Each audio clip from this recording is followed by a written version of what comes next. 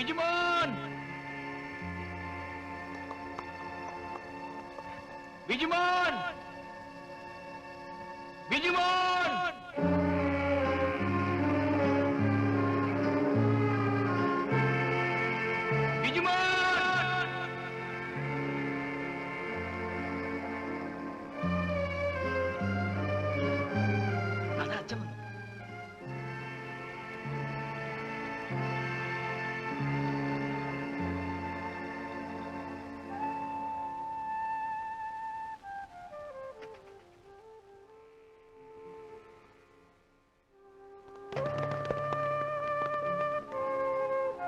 അച്ഛൻ വന്നത് നിന്നെ രക്ഷപ്പെടുത്താനില്ല, നിന്നെ അറസ്റ്റ് ചെയ്യാൻ.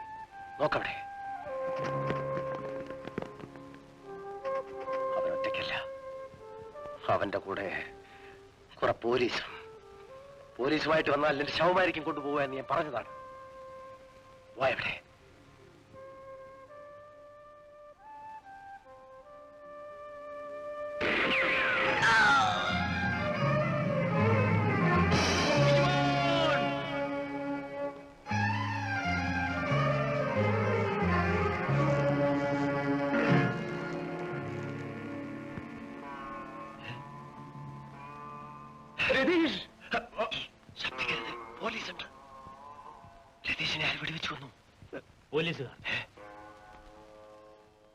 നിന്റെ അച്ഛനെ നിനക്കിപ്പോ മനസ്സിലായോ? ആ പാവം ചെറുക്കനെ വെടിവെച്ചു കൊന്നു. ഏതായാലും മുന്നിൽ നിൽക്കണ്ട, പോ പോ. നീ എന്തിനാ അവനെ കൊന്നു? അവൻ ഓടിപ്പോകാൻ ശ്രമിച്ചു. ചെന്ന് കയറുന്നു പോലീസിന്റെ വായിലായിരിക്കും. ഇതവനൊരു പാഠമായിരിക്കട്ടെ. ഏതായാലും ബിജുമോനെ അറിയരുത്. വാ വാ.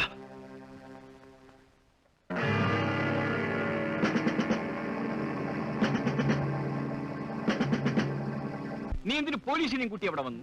അമ്മാവനെ ഒറ്റയ്ക്ക് എന്നാൽ ബിജുവിനെ അവർ വിട്ടയക്കുമായിരുന്നോ? ഒറ്റയ്ക്ക് വരാൻ പറഞ്ഞത് അമ്മാവനോട് പക വീട്ടാൻ വേണ്ടിയായിരുന്നു. അത് ശരിയാണ്, അവന്മാരെന്തും ചെയ്യുന്നവരാണ്. അങ്ങനെ സംഭവിച്ചാൽ എന്റെ ജീവൻ പോകുമായിരിക്കും. പക്ഷേ എന്റെ മോൻ രക്ഷപ്പെടുമായിരുന്നു. അതിലെന്താണ് ഉറപ്പ്? അമ്മാവ അവർ മനുഷ്യത്വം ഇല്ലാത്തവരാണ്. നീ പോലീസുമായി അവിടെ വന്നുകൊണ്ട് എന്തുണ്ടായി? ഒരു കുട്ടിയുടെ ജീവൻ പോയി. ഇനി എന്റെ മോൻ എന്ത് സംഭവിക്കുമോ? ഒന്നും സംഭവിക്കില്ല, അവനെ ഞാൻ മോചിപ്പിക്കും. നോ, നീ ഇത്രയൊക്കെ ചെയ്തത് മതി. അവന്റെ ജീവൻ ആപത്ത് സംഭവിക്കുന്ന ഒന്നും നീ ചെയ്യരുത്. അമ്മാവൻ ഒരു പോലീസ് കമ്മീഷണറാണ്, ഡിപ്പാർട്ട്മെന്റിന്റെ കയ്യിൽ വിശ്വാസമുള്ള ആൾ. ഉദ്യോഗത്തെ പറ്റിയും വിശ്വാസത്തെ പറ്റിയും നീ എന്നെ പഠിപ്പിക്കണ്ട. ഈ കാര്യങ്ങളൊന്നും നീ ഇടപെടുകയും വേണ്ട. അമ്മാവ, നിങ്ങൾ തമ്മിൽ ഇങ്ങനെ വഴക്ക് കൂടിയാൽ എങ്ങനെ? എന്റെ മോനെ എങ്ങനെയെങ്കിലും രക്ഷിച്ചു കൊണ്ടുവരാൻ നോക്കൂ. ദൈവമേ, എന്റെ മോനൊരാപത്തും വരുത്തല്ലേ.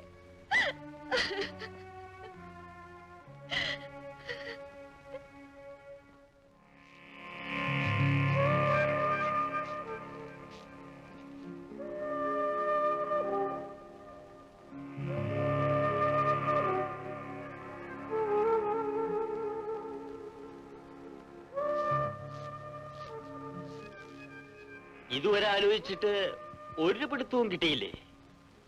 ഇനി എന്ത് ചെയ്യണമെന്ന് ഞാൻ പറഞ്ഞു തരാം. നാളെ വെളുപ്പിന് കമ്മീഷണർ കണി കാണുന്നത് ആ ചെറുക്കന്റെ ശവമായിരിക്കണം. വേണ്ട. എന്തുകൊണ്ട്? അവൻ ഒറ്റയ്ക്ക് വരാൻ പറഞ്ഞിട്ട് നമ്മെ പിടിക്കാൻ പോലീസുമായിട്ടാണ് വന്നത്. അവന്റെ മോനെ കുന്ന് അവന്റെ മുമ്പിൽ കൊടുക്കണം. ഗംഗയുടെ പ്രതികാരവും തീരും, നമുക്ക് തിരിച്ചു പോവുകയും ചെയ്യാം. ഗംഗ എന്ത് പറയുന്നു? ഇല്ല, അവനെ എനിക്ക് നേരിട്ട് കാണണം. നേരിട്ടോ? അതെ, വൈകുന്നതിന് മുമ്പ് ഞാൻ തിരിച്ചെത്തിയില്ലെങ്കിൽ മോന്റെ ശവം അച്ഛനേൽപ്പിച്ചേക്ക്.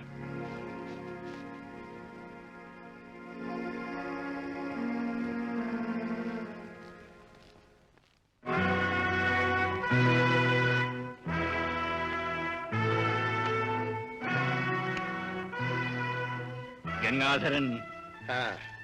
അതെ, പ്രതീക്ഷിക്കാത്ത കണ്ടുമുട്ടൽ. എന്ത് ചെയ്യാം, എനിക്ക് വരാതിരിക്കാനാവില്ലല്ലോ.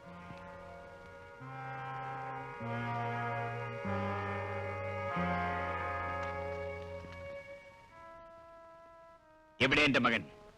എന്റെ മകൻ ബിജു എവിടെ? പറയാൻ. അത് പറയാനാണ് ഞാൻ ഇങ്ങോട്ട് വന്നത്. ആ പിന്നെ ഞാൻ വാതിലടച്ചത് വല്ല പോലീസോ മറ്റോ വന്നാൽ നമുക്കത് അസൗകര്യമായിരിക്കും. ഇരിക്കൂ. അല്ല ചേച്ചിയോ? നിങ്ങളെയൊക്കെ കാണാനാണ് ഞാൻ ഇങ്ങോട്ട് വന്നത്. നിങ്ങളെയൊക്കെ എനിക്ക് മറക്കാനാവില്ലല്ലോ. എന്റെ കൂടെ ഉണ്ട്, സുഖമായിരിക്കുന്നു. അല്ല, കുട്ടികളായാലും എന്തെങ്കിലും കുരുത്തക്കേട് കാണിച്ചെന്നിരിക്കും, അതിന് പോലീസ് പിടിപ്പിക്കും, ജയിലിലടയ്ക്കും എന്നൊക്കെ പറഞ്ഞ് ഭയപ്പെടുത്തിയാൽ. എന്നാ ഞാൻ കണ്ടത് ഭാഗ്യം. വെള്ളത്തിൽ വീണ് മരിക്കേണ്ടതായിരുന്നു. അവരെന്തെങ്കിലും പറ്റിയോ? ഒരു കുഴപ്പമില്ല. അവരെ ഒന്ന് കാണാനെങ്കിലും. അതാണ് പ്രശ്നം. ഞാൻ അപ്പോഴേ പറഞ്ഞതാ വീട്ടിൽ പോവാൻ. വരില്ല, അച്ഛനെ ഭയം. എന്നാ സാറിന് ഞാൻ അങ്ങോട്ട് വിളിച്ചു. സാറ് വന്നതോ പോലീസും തോക്കൊക്കെ ആയിട്ട്. പിന്നെ മോൻ വരും. പോലീസിനെ ഒളിച്ചു നടക്കുന്ന എനിക്ക് അവനെ ഇങ്ങോട്ട് കൂട്ടിക്കൊണ്ടുവരാൻ പറ്റും? അതും പറ്റില്ല. ഇപ്പോഴും ഞാൻ അവനെ വിളിച്ചതാ. അല്ല, മോന്റെ കാര്യത്തിൽ സമാധാനമുണ്ട്. അല്ല, കുടിക്കാൻ വല്ലതും കൊണ്ടുവരാം.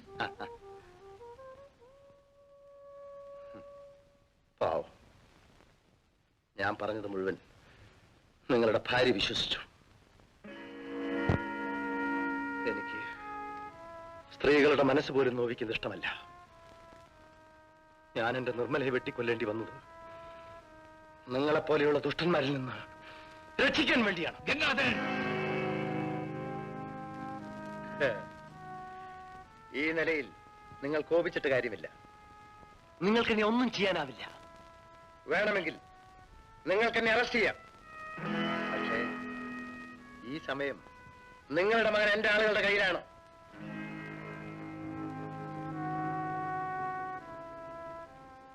അവരവനെ അരിഞ്ഞു നുറുക്കും.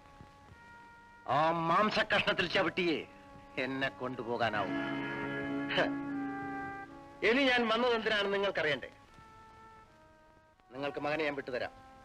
പക്ഷെ അതിനു മുമ്പ് എനിക്ക് ചെറിയൊരു ഉപകാരം ചെയ്യണം. എനിക്ക് 1 ലക്ഷം രൂപ തരണം.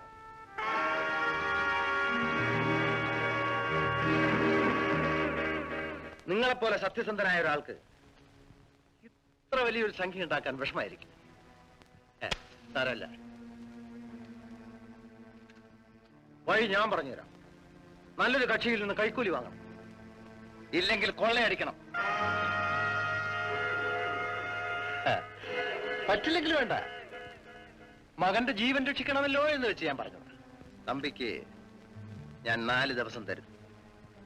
അതിനിടയ്ക്ക് ഞാൻ ആവശ്യപ്പെട്ട പണം എത്തിച്ചു തന്നില്ലെങ്കിൽ അത് വാങ്ങിക്കാൻ വരുന്നത് തന്റെ ഓമനപുത്രന്റെ വലത് കൈയായിരിക്കും. അത് വെട്ടി ഞാൻ ഈ മുറ്റത്ത് കൊണ്ടിടും. You bloody.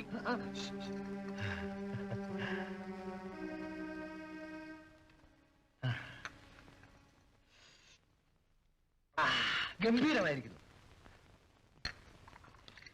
എന്നാ പറഞ്ഞതുപോലെ ഞാൻ ഇറങ്ങട്ടെ. മോന്റെ കാര്യം കൊണ്ടുവരാൻ പറഞ്ഞിട്ടുണ്ട്. സാർ ഒരു അക്ഷരം മിണ്ടുന്നില്ല. ഇതിനൊക്കെ കുറ്റം ആ കുഞ്ഞെന്ത് ചെയ്തു? ആ ചേച്ചിയെങ്കിലും ഒന്ന് ഉപദേശിച്ച് നോക്ക്. ആ പാലത്തിന്റെ അതുവരെ സാറ് കൂടി ഒന്ന് വന്നാൽ ഈ പോലീസുകാർക്ക് സംഭവത്തിന് കിടപ്പറയില്ല. അവരെന്നെ പിടിക്കും. ആ ബുദ്ധിമുട്ടാണെങ്കിൽ വേണ്ട, വന്നതുപോലെ തിരിച്ചു പോവാൻ എനിക്കറിയാം. മോഹന്റെ ഭാര്യയല്ലേ, വരൂ.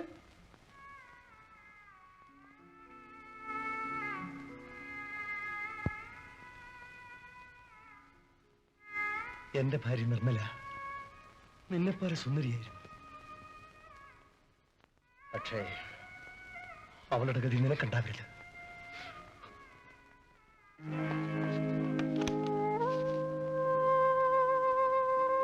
നിങ്ങൾ എന്തെങ്കിലും നോക്കി നിൽക്കുന്നത്? അയാൾ പറഞ്ഞത് കേട്ടില്ലേ? നിങ്ങൾ ചെന്ന് വിളിച്ചാൽ എന്റെ മോൻ വരും. ഒന്നിൽ കൂടെ ചെല്ല്. പ്രഭയെ, നീ ഒന്ന് മനസ്സിലാക്കാതാണ് സംസാരിക്കുന്നത്. മോൻ വരും, പക്ഷെ അവൻ വിടൂല്ല. 1 ലക്ഷം രൂപ കൊണ്ടുവന്ന് കൊടുത്തില്ലെങ്കിൽ മോന്റെ കൈവെട്ടുമെന്ന് പറയാനാണ് അവൻ ഇവിടെ. മോന്റെ കൈവെട്ടുമെന്നോ? അതെ, ആ 1 ലക്ഷം രൂപ ഉണ്ടാക്കാൻ ഞാൻ കൊള്ളയടിക്കണമെന്ന്, കൈക്കൂലി വാങ്ങിക്കണമെന്ന്. ആ 1 ലക്ഷം രൂപ ഞാൻ ഉണ്ടാക്കാം. എന്റെ വീട്ടിൽ പോയി അച്ഛന്റെ കാല് പിടിച്ചെങ്കിലും ഞാനത് കൊണ്ടുവരാം. എനിക്ക് എന്റെ മോനെ കണ്ടാൽ